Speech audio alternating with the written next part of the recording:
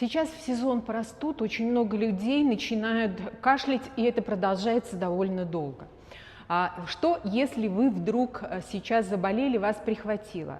Я обычно поступаю так. В течение дня, даже если мне тяжело, много-много раз поднимаю руки вверх, вдох и опускаю вниз, выдох.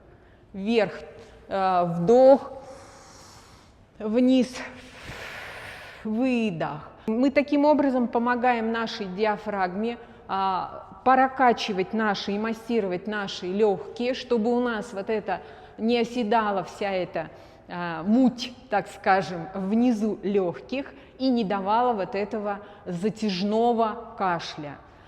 Чем чаще вы будете это делать, даже если вам тяжело, тем лучше и быстрее вы справитесь с этим состоянием. Желаю всем здоровья.